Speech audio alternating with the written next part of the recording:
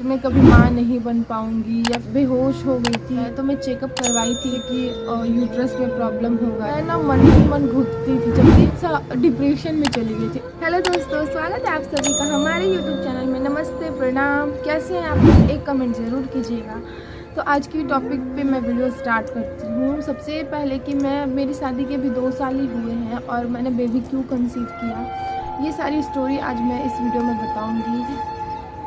तो अभी मेरी शादी के 2 साल ही हुए हैं और हमारी उम्र भी बहुत ज़्यादा कम, मतलब जैसा होना चाहिए वैसा है, लेकिन बेबी प्लान करने की उम्र नहीं थी। अभी मेरी समथिंग 20 हो रही है।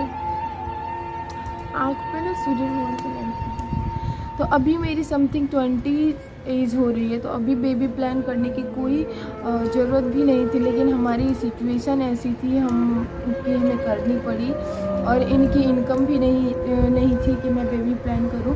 एक चीज़ मैं पहले क्लियर कर देती हूँ, ये वीडियो मैं अकेले इसलिए शूट कर रही हूँ क्योंकि मेरी इतनी हिम्मत नहीं कि मैं उनके साथ बैठ कर ये वीडियो शूट करूँ। थोड़ी सी इमोशनल वीडियो है इसीलिए। तो इनकी इतनी इनकम भी नहीं थी कि अभी मैं बेबी प्लान करती और मतलब हम लोगों की उम्र भी नहीं थी, लेकिन फिर भी हमें करनी पड़ी।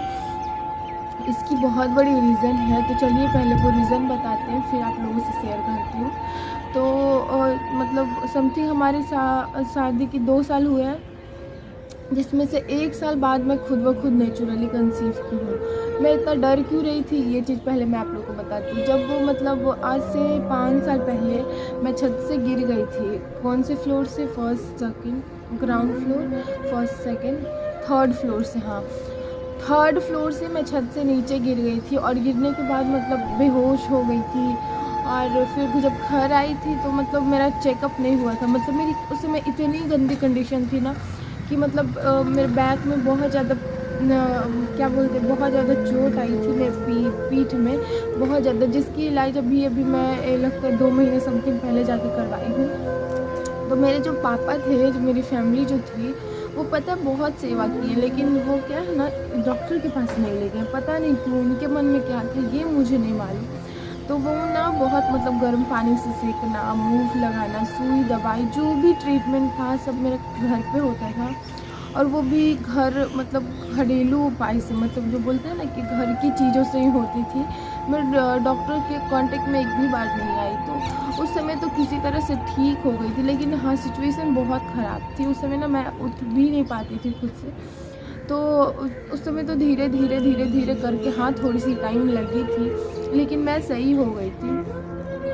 लेकिन मेरे बैक में ना हमेशा अभी भी पेन रहता है। तो मैं चेकअप करवाई थी, इधर जाके मेडिसिन भी ली थी और अभी तक खाती हूँ। और तो मतलब 5 साल पहले गिरी थी और चेकअप जाके अब करा रही थी। जब मैं छत पे से गिरी थी ना, तो मेरी मम्मी जो है ना वो बोलती थी कि बेटा डॉक्टर से नहीं दिखवाएं, पता नहीं तुम्हारे बॉडी में क्या प्रॉब्लम आया होगा। जैसे कि यूट्रस में प्रॉब्लम होगा, जिसको हम लोग हिंदी में बच्चेदानी बोलते हैं। शायद बच्चा भी ना रहे, या फिर जैसे सिर्फ पीठ में तो नॉर्मली दर्द रहता था तो सबको पता था कि पीठ में चोट था, लेकिन और अब बॉडी का और भी बहुत सारा पार्ट है, तो हम लोगों को नहीं मालूम था कि अंदर में क्या दिक्कत है। तो पता है मैं ना मन ही मन घुटती थी। जब ये बात मेरी मम्मी की मेरे को याद आती थी तो मैं ना मन ही मन घुटती थी, मतलब एक अजीब सा डिप्रेशन में चली गई थी अंदर ही अंदर। किसी से शेयर नहीं करती थी ये चीज़, लेकिन डिप्रेशन में चली गई थी। जब मेरी शादी की 1 साल तक मैंने नेचुरली कंसीव कभी नहीं किया, तो मेरे को अंदर ही अंदर जैसे कि एक तो मेरा पहला बेबी था, तो मुझे उतना मालूम नहीं था कि कितने दिन बाद बेबी कंसीव होता है, क्या होता है, कुछ भी नहीं पता था। तो मैं अंदर ही अंदर डिप्रेशन में चली गई थी। मेरे को लगता था कि पता नहीं शायद मैं सच में कभी माँ नहीं बन पाऊँगी, या फिर मैं ये सोचती थी कि अगर बेबी नहीं होगा तो फिर घर वाले पता नहीं क्या करेंगे मेरे साथ। ऐसे कि ये ना एक चीज़ समाज का ही एक अच्छी है, जिस भी लेडीज़ को बेबी नहीं होता उनके साथ बहुत ही बुरा व्यवहार किया जाता है। अब बताओ उसमें उनकी क्या गलती है, ये तो गॉड गिफ्टेड होता है ना। तो ये सारी चीज़ें थी मेरे माइंड में चल रही थी। और मतलब मैं ना और मैं इनको भी नहीं बताती थी, बस इनको बोलती थी ना कि प्लीज़ एक बार डॉक्टर से मेरी चेकअप करा दो। तो ये बोलते थे पागल हो गई क्या, अभी तो 1 साल हुए ही, अभी बहुत ज़्यादा दिन थोड़े ना हुआ है। तो बहुत फिर भी, लेकिन इनसे भी नहीं बोलती थी क्योंकि बहुत मतलब डर सा लगता था कि पता नहीं इनको भी बोलूँगी तो क्या इनकी रिएक्शन होगी, क्या ये सोचेंगे, तो इसीलिए इनको भी नहीं बोलती थी, खुद ही रखती थी अपने मन में। और जिस दिन मेरा बाबू कंसीव हुआ था, मैं बता नहीं सकती कि मैं कितनी खुश थी। मैंने भगवान को कितना ज़्यादा थैंक यू बोला था। वो भी मुझे घर में नहीं पता चला, वो भी मुझे डॉक्टर के पास पता चला।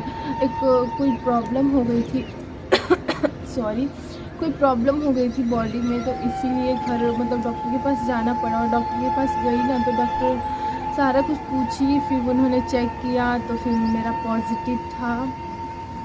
एंड उस दिन से फिर मेरा ट्रीटमेंट स्टार्ट हो गया बेबी का।